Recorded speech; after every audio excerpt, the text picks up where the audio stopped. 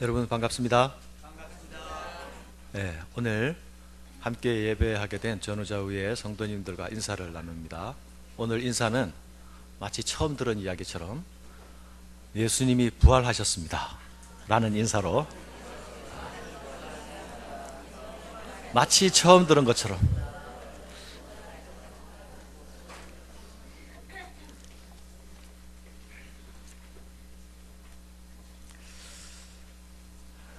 잠시,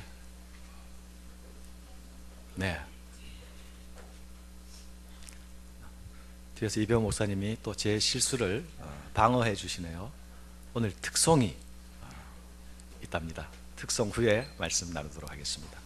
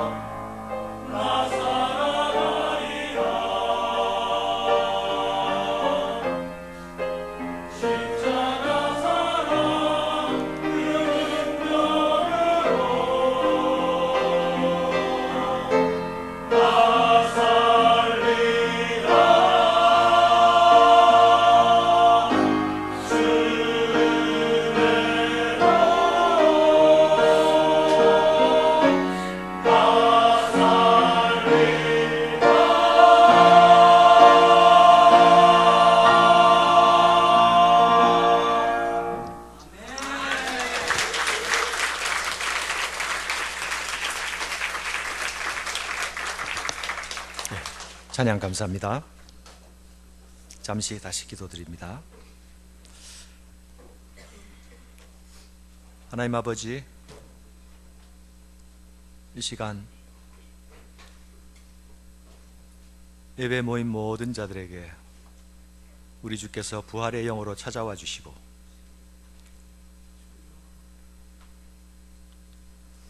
우리를 만나 주셔서 우리가 예배 중에 주님의 음성을 배웠고 주님의 얼굴을 배우는 복된 한 시간이 되게 도와주시옵소서. 예수님 이름으로 기도드립니다. 아멘.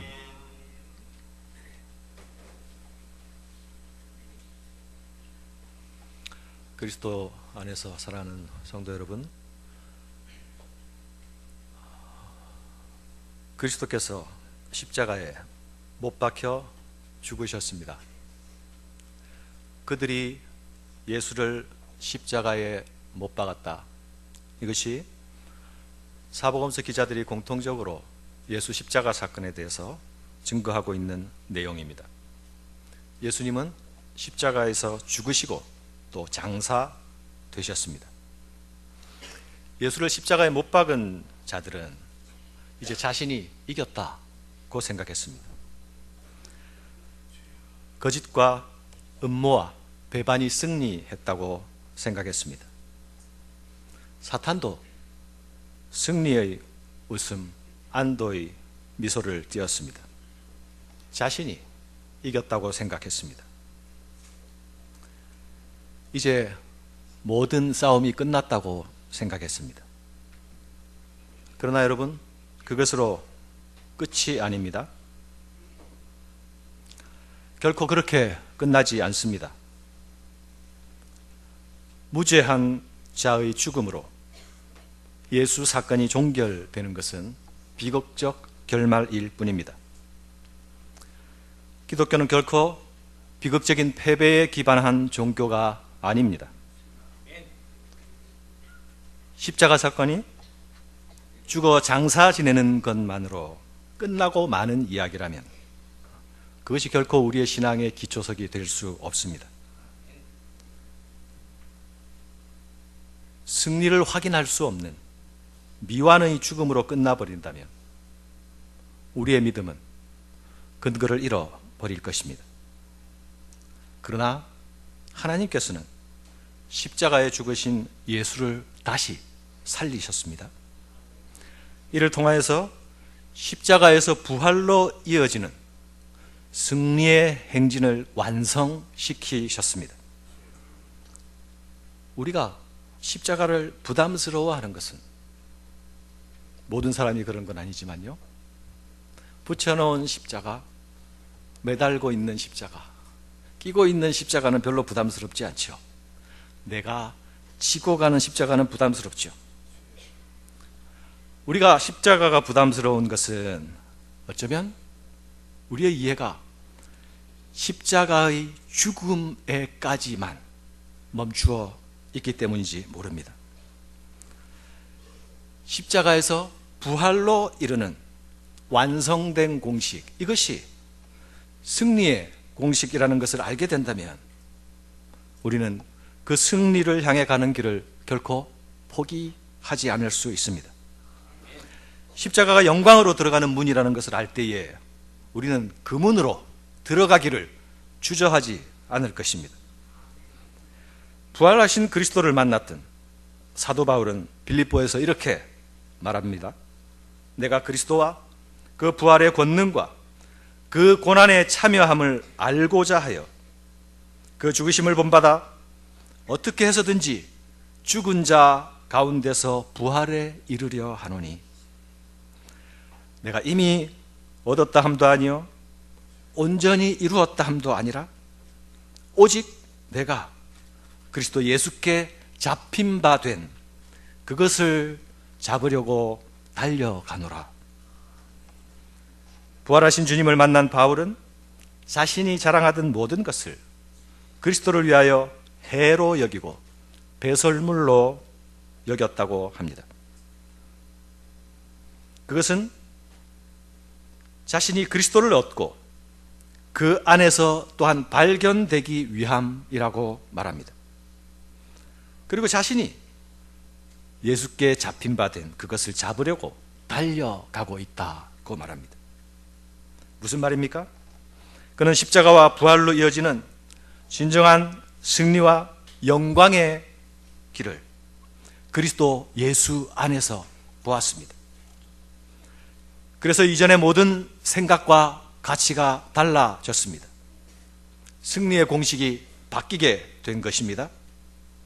그는 그리스도께서 보여주신 그 진정한 승리의 공식에 자신의 삶을 내어 드립니다. 그리고 바울 자신이 의탁한 십자가와 부활의 삶을 그 자신이 살아내는 것을 통해서 그 안에서, 그 삶 안에서 자신의 존재 가치가 새롭게 평가되고 확인되기를 원하는 것입니다. 부활의 승리를 바라보고 십자가의 길을 가는 자신이 내가 그리스도 안에서 내 자신이 확인되기를 원한다. 십자가 안에서 내 자신이 누군지 확인되기를 원한다. 이것이 바울이 달리는 바울의 경주의 내용이었습니다. 바울은 내가 표대를 향하여 간다고 말했습니다. 이것이 하나님께서 그리스도 예수 안에서 우리를 부르신 부름이기 때문입니다. 바울이 이러한 고백을 할 수 있었던 것은 그가 부활하신 예수님을 만나서 십자가에서 부활로 이어지는 전혀 새로운 진리를 보았기 때문입니다. 이 새로운 진리는 그리스도인들에게 제시된 진정한 승리의 공식입니다. 하지만 예수를 따르던 제자들은 십자가 사건 앞에서 도망하고 숨고 흩어져 버립니다. 그 이유가 무엇입니까? 그것은 십자가 사건이 비극적인 결말로 끝나고 마는 것이라고 여겼기 때문입니다. 이런 인식은 예수를 못 박은 적대자들이 가지는 인식과 사실은 동일한 인식, 동일한 차원의 이해인 것입니다. 그러나 여러분, 제자들이 가진 이런 잘못된 이해, 잘못된 생각은 오래 가지 않았습니다.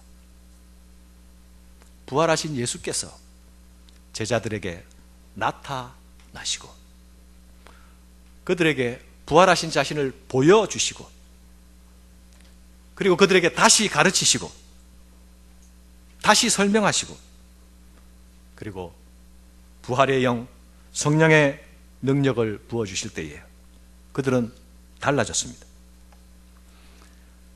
이 위대한 전환의 분기점이 어디에 있습니까? 안식 후 첫날 일어난 사건 때문입니다. 하나님께서 일으키신 대전환의 역사, 부활 사건 때문입니다. 우리가 사도행전에서 살펴보았듯이 오순절 이후 사도들이 전한 복음의 핵심은 십자가와 부활이었죠. 베드로는 사도행전 2장에서 예루살렘 백성들을 향해서 이렇게 외칩니다. 너희가 법 없는 사람들의 손을 빌려 못 박아 죽였으나 하나님께서 그를 사망의 고통에서 풀어 살리셨으니 이는 그가 사망에 매여 있을 수 없음이라. 그런즉 이스라엘 집은 확실히 알지니 너희가 못 박은 이 예수를 하나님이 주와 그리스도가 되게 하셨느니라. 이 선포는 예수님의 십자가 사건이 있은 후 불과 50일이 못 되어 이루어진 선포입니다. 베드로와 사도들은 예수를 못 박아 죽인 예루살렘의 심장부에서 그들을 향하여서 지금 이 선포의 불을 품어내고 있습니다. 흩어지고 도망가고 숨어버렸던 제자들이 어떻게 이런 극적인 변화가 있게 된 것입니까? 바로 안식 후 첫날 일어난 사건 때문입니다. 안식 후 첫날 무슨 일이 일어났습니까? 오늘 본문에 보면 안식 후 첫날 여인들이 무덤을 보려고 갔다. 그들은 새벽 해 뜨기 전에 새벽 어스름을 뚫고 무덤으로 달려갔습니다. 그들이 무덤으로 달려간 이유는 예수님의 장사, 예수님의 장례를 마무리하기 위해서였죠. 유대인들은 사람이 죽으면 24시간 안에 장례를 치렀습니다. 우리나라처럼 3일장, 5일장 이런 같은 장례를 치지 않고요. 24시간 안에 장례를 치르는 것은 정상적으로 죽은 사람이나 또는 나무에 달려 죽은 자나 마찬가지였습니다. 그 이유는 하나님이 기업으로 주신 땅을 더럽히지 않기 위해서입니다. 신명기 21장의 말씀에 있습니다.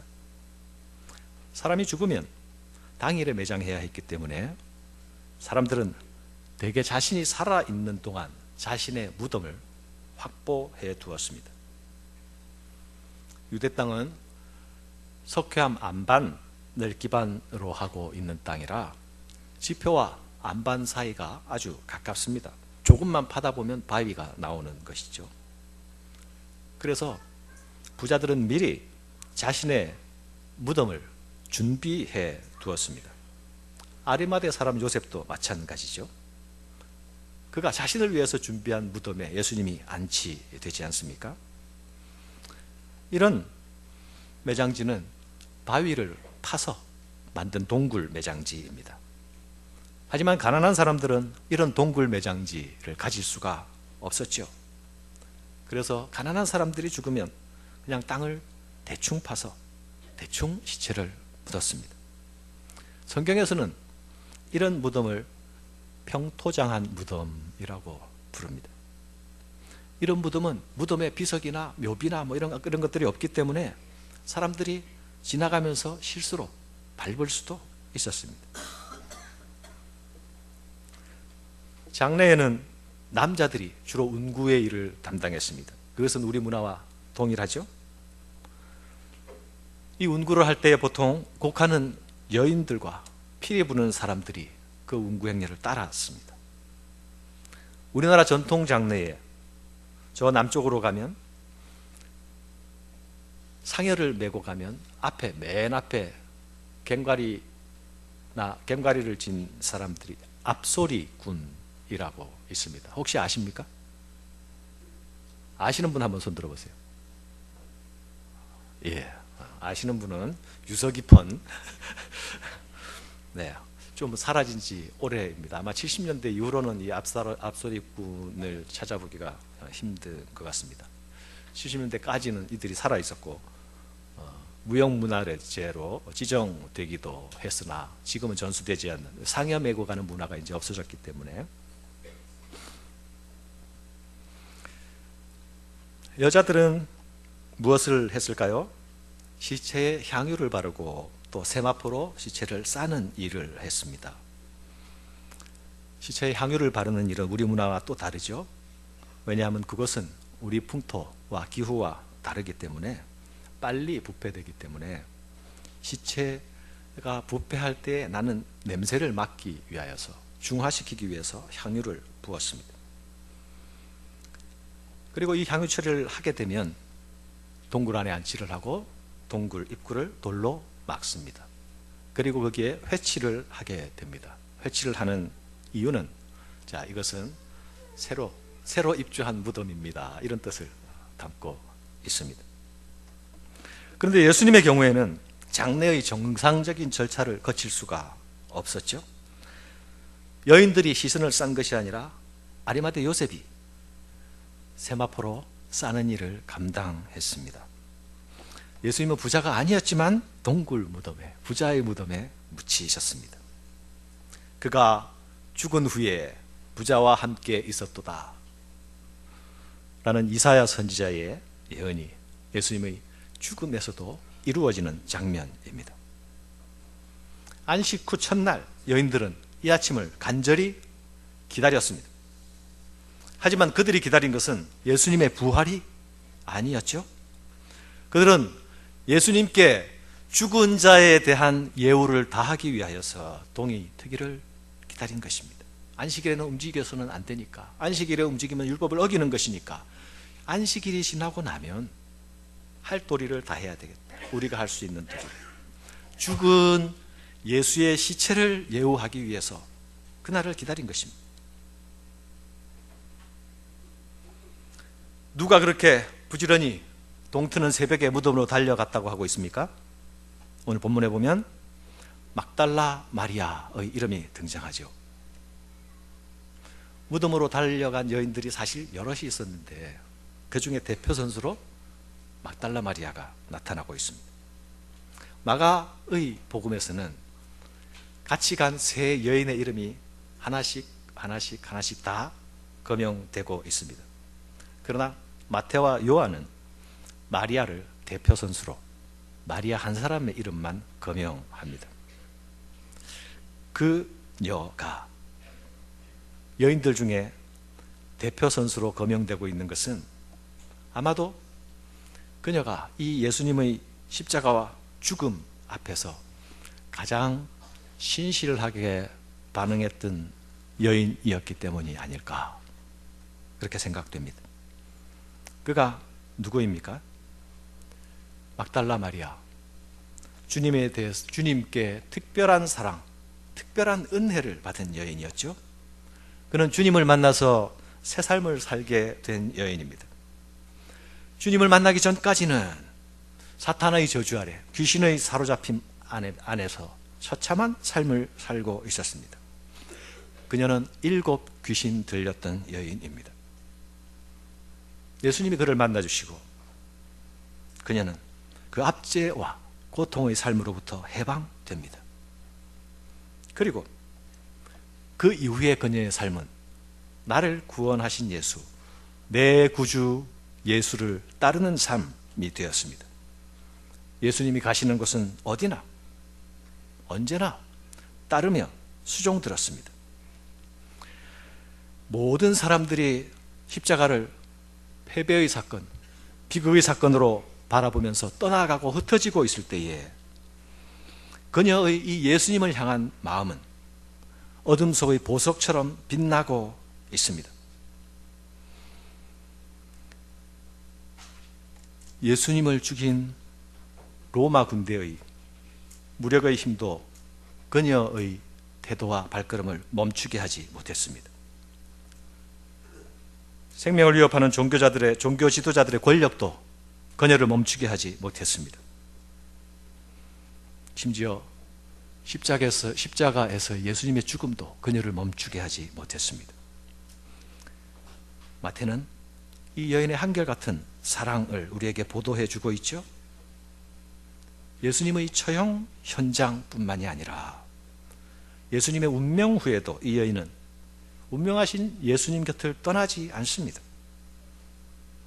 예수님의 시신이 아리마대 요셉에게 넘겨지고 그리고 그 동굴에 안치될 때, 그리고 동굴이 바위로 돌문이 닫히게 될 때에도 그녀는 이 돌문 앞에서 떠나지 않습니다. 마태복음 27장 61절에 보면 거기 막달라 마리아와 다른 마리아가 무덤을 향하여 앉았더라. 예수님의 장례를 치르고 난 이후에 예수님이 동굴 안에 안치되었는데 그 봉인된 무덤을 앞에 앉아 바라보면서 망부서처럼 앉아 있었다는 이야기입니다.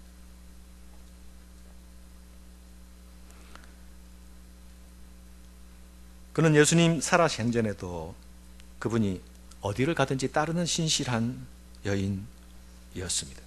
그리고 예수님의 죽으신 후에도 예수님이 있는 것을 마냥 지키고 있는 여인입니다.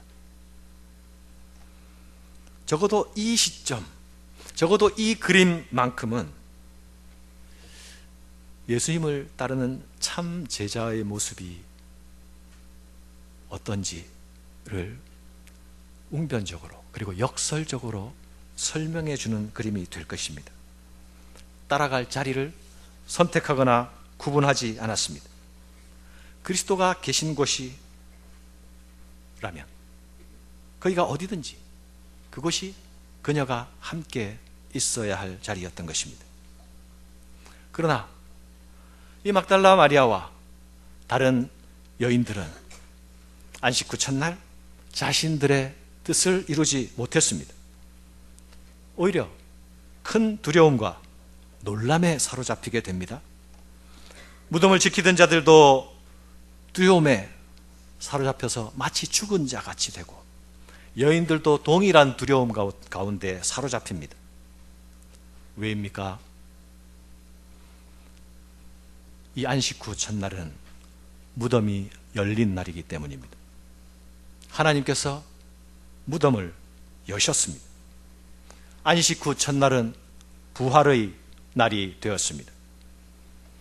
사랑하는 여러분, 우리는 지금 부활절 예배를 여기서 드리고 있습니다. 부활을 축하하고 기념하면서 드리고 있죠. 그러나 최초의 부활의 순간은 기쁨이 먼저가 아니라 두려움이 먼저였습니다. 그리고 두려움이 기쁨으로 전환되었습니다. 두려움이 먼저였던 이유는 부활의 사건이 아무도 상상할 수 없는 놀라운 사건이고, 이 부활의 사건이 하나님께서 개입하신 사건이기 때문에 두려움으로 이끌려갈 수밖에 없는 일이었습니다. 그러나 이것이 다시 기쁨이 될 수 있는 것은 십자가 사건이 죽음으로 종결되는 사건이 아니라는 것을 하나님께서 보여주신 일이기 때문에, 그래서 여인들이 다시 돌아갈 때는 무서움과 큰 기쁨으로 달려갔다고 말씀하고 있습니다. 사랑하는 여러분, 그들이 두려움에 빠진 것은 하나님께서 무덤에 돌을 굴리셨기 때문입니다. 그날 그 아침에 무덤이 열렸던 것은 동굴 안에 누워있던 예수님을 탈출시키기 위함이 아닙니다. 부활하신 예수님은 닫힌 무덤 속에서 감금되거나 그래서 꼼짝 못하실 분이 아니시죠. 열리거나 닫히거나 상관없이 움직일 수 있는 분이셨습니다. 그날 돌이 굴려지고 무덤이 열린 것은 온 세상을 향하여서 이 빈 무덤을 보여주시기 위함입니다. 예수님이 여전히 시체로 누워 계시지 않는다는 사실을 세상과 사람들에게 확인시켜 주시기 위함입니다. 이 세상 그 어느 누구도 죽음을 이기고 무덤을 열고 나온 자는 없습니다. 세상 어떤 사람도 스스로 다시 살아난 자들은 없습니다. 성경에서 다시 살아나게 된 사람들은, 나사로와 같은 사람들은 단지 육체적인 삶의 연장이 있었을 뿐입니다. 그리고 그들의 삶을 살다가 다시 죽어갔습니다. 예수님의 부활은 그들의 부활과 차원이 다른 부활이시죠? 예수님은 완전한 새 몸, 완전한 새로운 창조의 몸을 입으시고 다시 살아나신 것입니다. 이것은 우리가 상상할 수 없는 일입니다. 세상의 모든 사람들은 죽음의 장벽 가운데 갇혀 있지 않습니까? 사람이 이길 수 없는 것들이 있죠. 그 중에 하나가 뭡니까? 죽는다 아닙니까? 죽는다. 그래서 너 죽을래? 그러면 안 죽을래. 너 죽을래? 그러면 꼼짝없는 거 아닙니까? 그래서 힘에도 굴복하고, 그래서 돈에도 굴복하고, 그렇게 되는 거 아닙니까? 너 죽을래? 안 죽을래.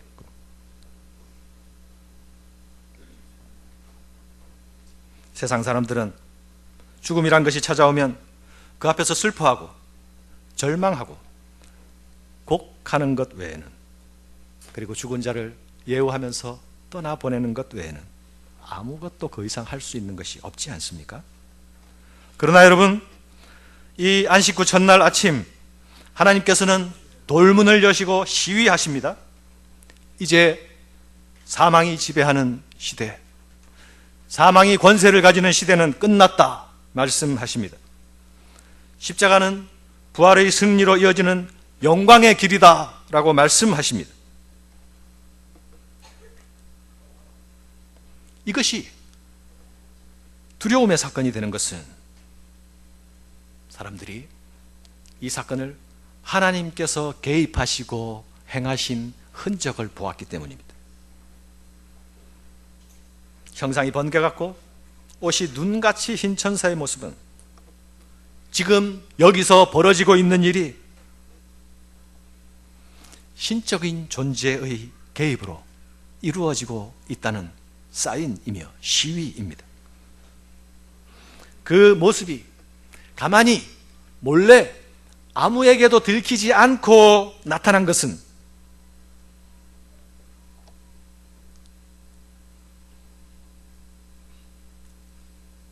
그 모습을 본 사람과 세상을 향하여서 보라, 그 말씀하시는 것입니다. 와서 그 누우신 곳을 보라. 그가 여기 계시지 않고 살아나셨다. 너희가 십자가에 못 박힌 예수를 찾는 줄 내가 아노라.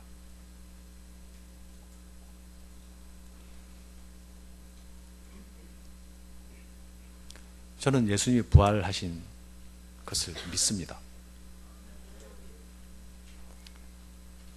이전에도 믿었고 지금도 믿습니다. 근데 제가 이스라엘을 갔을 때에 예수님의 무덤이라는 곳을 가게 되었는데요, 그 동굴 속의 컴컴한 무덤을 제가 이렇게 들어가면서 혹시 뭐라도 있지 않을까 하는 기대가 제 안에 있는 것을 확인하고 깜짝 놀랐습니다. 그런데 아무것도 없는 것을 확인하고 나온 다음에 보니까 그 동굴 위에 뭐라고 써 있는가 하면 주님은 여기 계시지 않습니다. 주님은 다시 살아나셨습니다.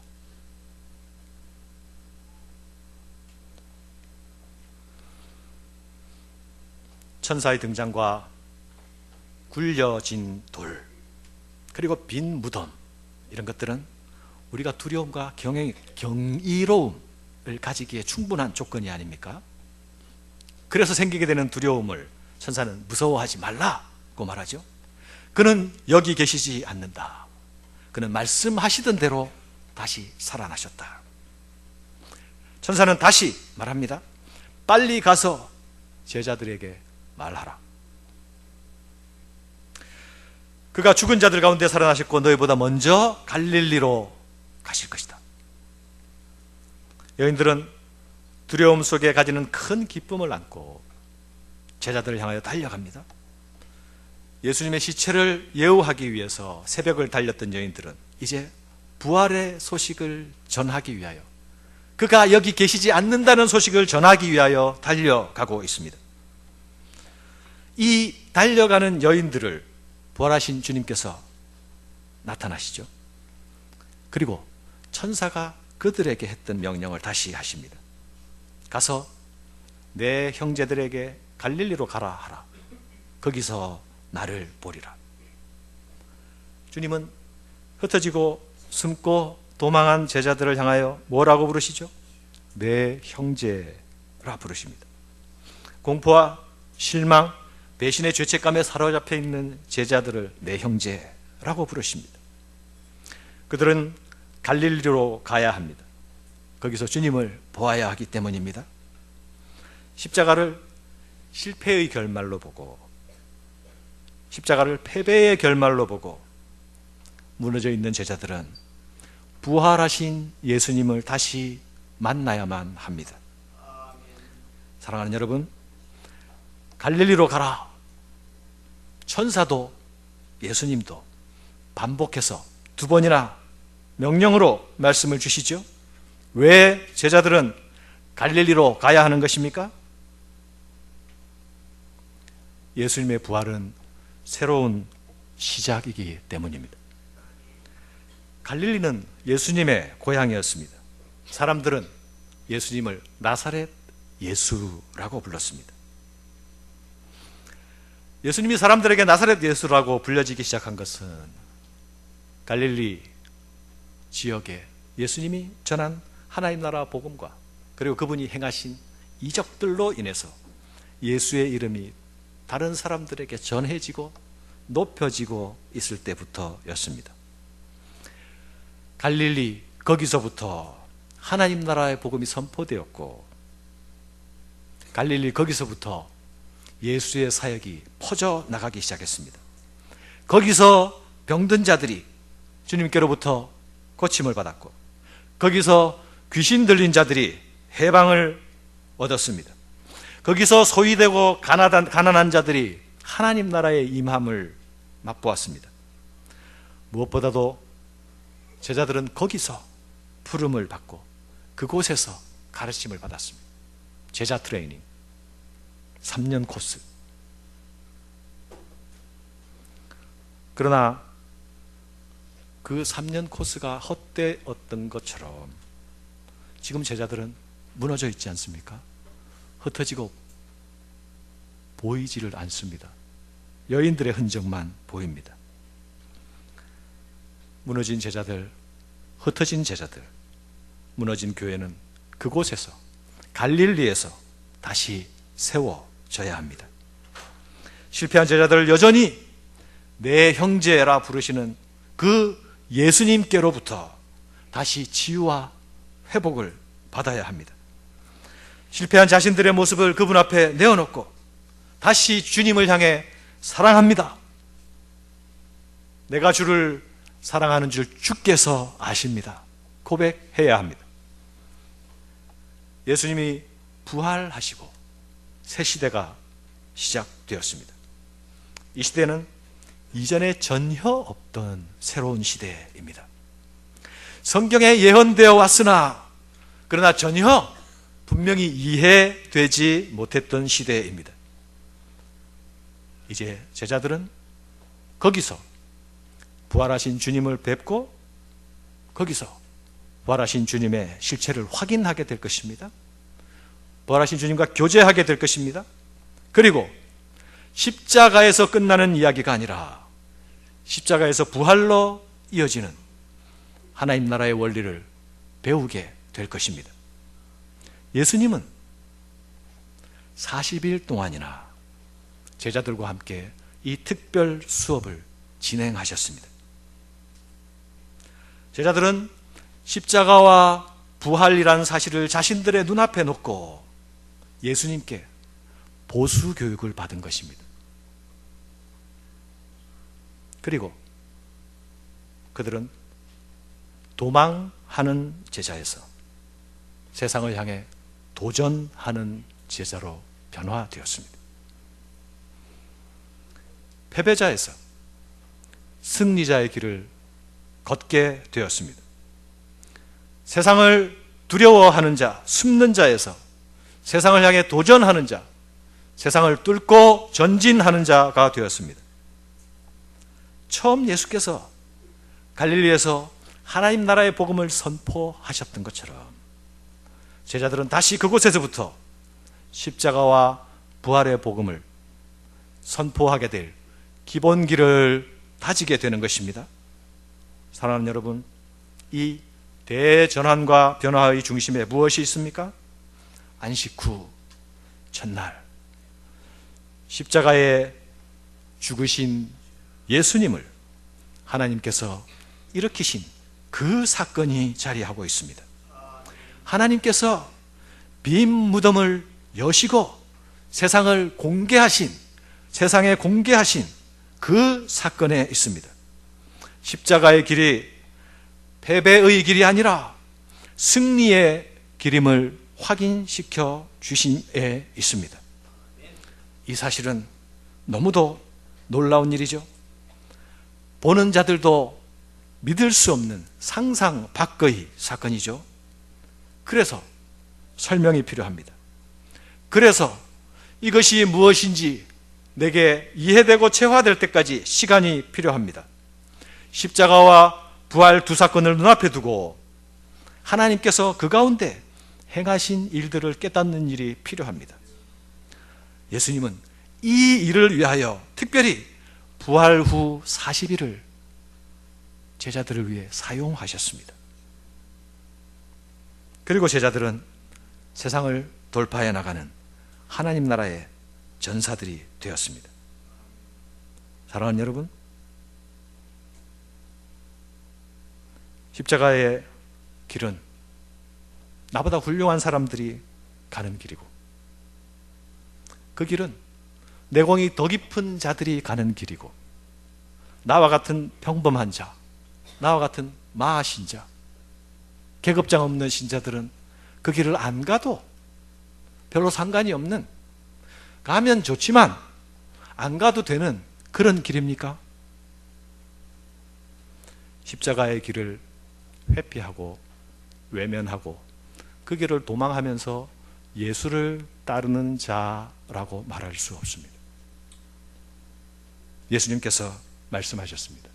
누구든지 나를 따라오려거든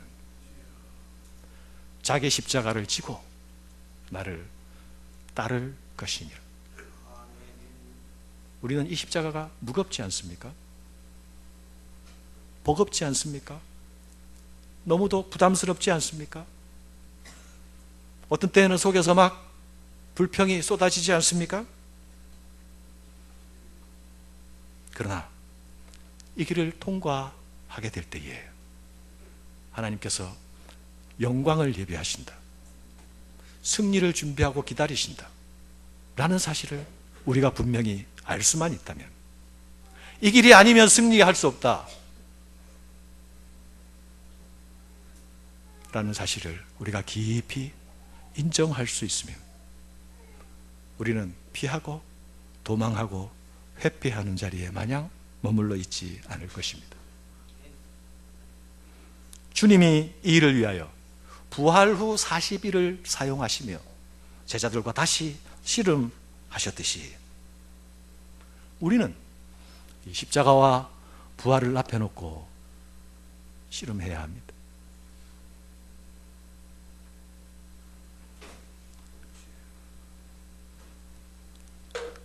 그리고 십자가의 능력이 무엇인지, 그 강건함이 무엇인지 다시 확인해야 합니다.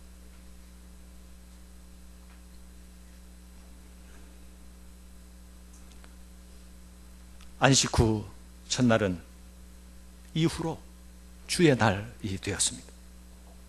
지금 주일이라고 부르는 날이 되었죠. 초대교회 그리스도인들이 주의 날을 어떻게 이해했을까요? 이 주의 날은 새 창조의 날이요 승리의 날로 이해했습니다. 하나님께서 새로운 질서를, 새로운 세계를 우리에게 주셨다. 그것을 기억하고 그것을 기념하고 그것을 노래하기 위해서 이 주의 날 모인 것입니다. 우리가 주일마다 그 전통을 따라 모여서 함께 예배하는 것은 우리의 삶의 자리가 십자가를 지고 가는 싸움의 자리, 전투의 자리, 힘겨운 자리일지라도 다시 모여서 우리는 부활의 영광을 향하여 지금 수고하며 땀 흘리며 싸우는 자들이라는 것을 확인하고, 부활하신 주님의 얼굴을 배웠고 다시 그 가운데 힘을 얻어 우리의 삶의 돛대가 흔들리지 않도록 공고히 하고 서로를 흔들리지 말자고 격려하기 위하여서 주일마다 함께 모이는 것입니다. 아무도 여기 도장 찍으려고 모일 이유가 없습니다.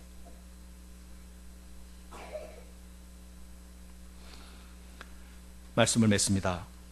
고난주간 한 주간 여러분 경건하게 보내셨죠? 그 가운데 여러분 앞에 있는 십자가가 더 분명하게 밝아졌습니까? 십자가는 결코 고난절마다 꺼내보는 장식품으로 머무를 수 없죠. 십자가는 하나님께서 우리에게 보여주시고 제시하신 승리의 길, 우리가 따라가야 할 길입니다. 우리가 의에 대해서 알지 못하고 우리가 그 승리에 대해서 알지 못할 때는 도망가고 피하고 멀리 했습니다. 그러나 우리는 주께서 십자가를 통하여 우리를 부르시고 다시 우리를 그 십자가의 길로 부르신다는 것을 알게 되었습니다. 그 길이 부활의 승리로 가는 길임을 알게 된 것입니다.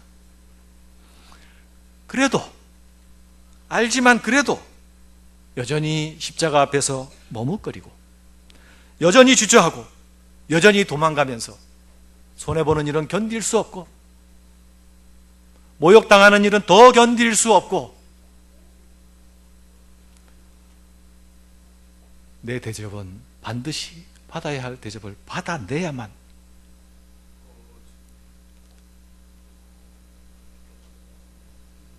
마음이 제자리를 찾는 그런 자리에 있다면 우리는 다시 갈릴리로 가야 합니다.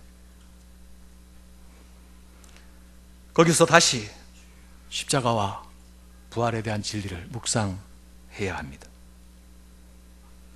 경청하고 또 학습해야 합니다. 부활절 아침입니다. 주님의 부활은 결코 2000년 전에 있었던 과거의 사건으로 머물러 있을 수 없습니다. 주님의 부활이 곧 우리의 부활이기 때문입니다. 오늘 대표 기도를 하는 김주원 집사님이 우리 김진옥 성도님과 고통받는 어르신들을 위해서 기도했습니다. 우리는 이미 공동체 안에서 먼저 떠나보낸 성도들의 이름과 얼굴을 기억하고 있습니다. 그들을 가슴에 담고 있습니다. 그리고 지금 육신의 연약함과 싸우고 있는 자들을 또한 기억하고 가슴에 담고 있습니다. 그러나 우리는 절망하지 않습니다. 우리는 부활의 소망을 가진 자들입니다.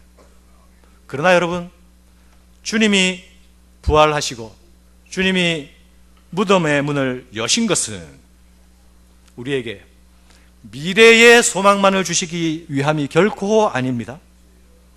오늘 여기서도 지금부터 부활의 삶을 살 수 있게 하시기 위해서 주님이 무덤의 문을 여셨습니다.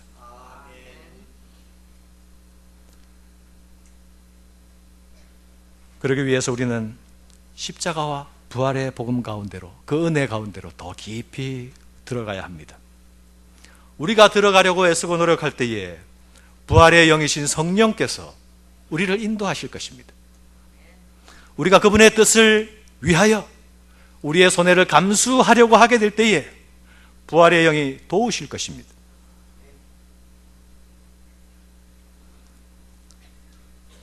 피 묻은 십자가를 만지고 또 부활하신 주님을 만나야 합니다. 무엇이 진정한 승리의 길인지 우리가 확인해야 하는 것입니다. 거짓된 승리주의에 속지 말아야 합니다. 사망의 권세를 향하여 쫄지 말아야 합니다. 도전해야 합니다. 사망아, 너의 쏘는 것이 어디 있느냐? 이것이 부활의 믿음을 소유한 그리스도인의 배짱인 것입니다. 바울은 나는 날마다 죽노라 말했습니다. 나는 날마다 죽노라. 이 싸움을 하는 자, 이 고백을 하는 자가 십자가의 길을 걷고 있는 자입니다. 이 고백을 하는 자가 부활의 삶을 사는 자입니다. 이 고백을 하는 자가 하나님께서 주시는 영광을 입을 자입니다. 주님의 부활의 승리가 여러분의 승리로 확인되는 한 날 되시기를 주님의 이름으로 축원합니다.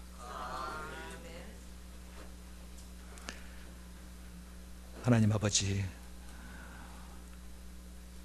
우리의 눈을 열어주시고 우리의 마음을 열어주시어서 주께서 십자가와 부활을 통하여서 우리에게 말씀하시는 음성이 우리 심령 가운데 분명히 들리며 확실히 전달되어져서 주를 사랑하는 우리의 사랑이 주님 가신 길을 넉넉히 따라가는 우리의 발걸음으로 나타나게 도와주시옵소서. 우리가 힘이 겨울 때에 주의 부활의 영이 우리를 도와주시고, 우리의 눈이 흐려질 때에 주의 부활의 영이 인도자가 되어주시고, 또한 우리가 지쳐 쓰러질 때에 주의 부활의 영이 우리의 능력의 공급자가 되셔서 우리를 다시 일으키시며 다시 새롭게 하심으로 주가 가신 그 길을 따라 오롯이 나아가는, 올곧게 나아가는 우리 모두가 될 수 있기를 주님이여 간구하오니 오셔서 우리를 붙드시고 우리의 심령 가운데 도전하시고 우리의 심령을 흔들어 주시며 주의 영으로 우리 가운데 말씀하여 주시옵소서. 예수님 이름으로 기도드립니다. 아멘.